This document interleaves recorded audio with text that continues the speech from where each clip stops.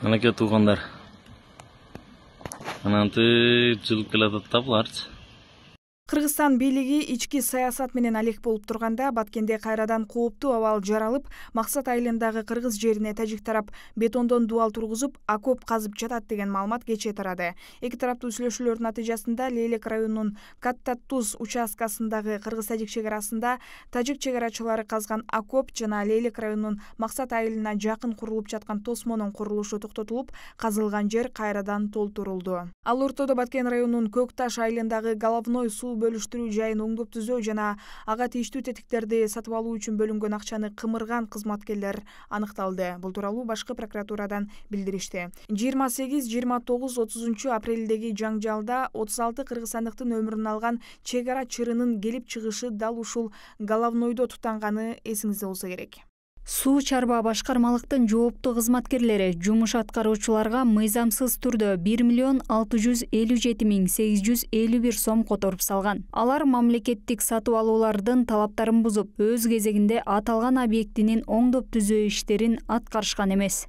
Мындан сырткары Аксай жана Капчыгай насостук станцияларын куруу боюнча тендер өткөрүүдө жогорудагы жооптуу кызматкерлер эң жогорку бааны сунуштаган тарапты жеңүүчү деп табышкан. Анын кесепетинен мамлекеттен коротулган ашыкча чыгым 602.503 сомду түзгөн. Ал эми 651.396 сомду сыйакы жана иш сапар чыгымдары катары мыйзамсыз жол менен өздөрүнө ыйгарып алышкан. Жооптуу кызматкерлердин мыйзамсыз аракеттеринен улам мамлекетке жалпы 2.916.880 сом зыян келтирилген. Материалдар Жазык кодексинин 320-беренеси кызматтык абалынан кыянаттык менен пайдалануу менен кылмыш жана жоруктардын бирдиктүү реестрине катталып, сотко чейинки өндүрүш иши башталды. Эң биринчи көйгөй биздин мамлекетте бул паракорчулук деле эмес.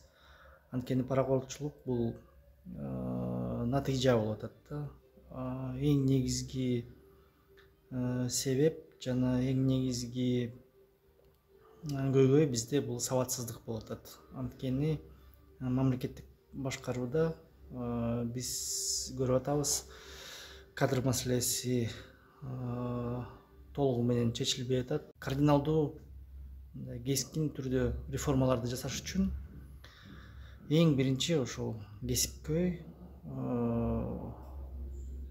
мекенин сүйгөн жана аракетчил адамдарды чоң кызматтарга алып келиш керек. Бул бир. Экинчиден, талаптар бирдей коюлуш керек.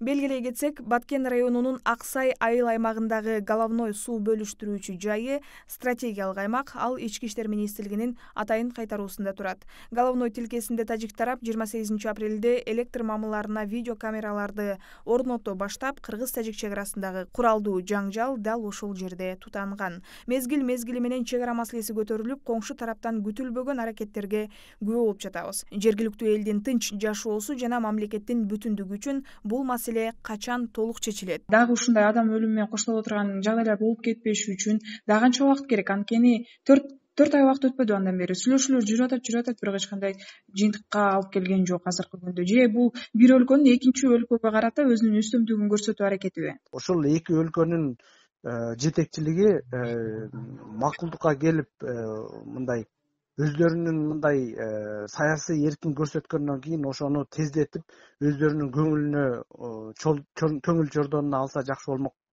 Себеби эгерде азыр ушунчалык мүмкүнчүлүктөр келип өзүбүз бүтүрө албай турган болуп калсак эки кошуна өлкө, анда үчүнчү тарап аралашышы мүмкүн. Же болбосо башка мындай таанылбаган акторлор деп коебуз. Ошолор аралашып кетиши мүмкүн. Андан бетер мындай чыр андан бетер урбап кетиши мүмкүн да.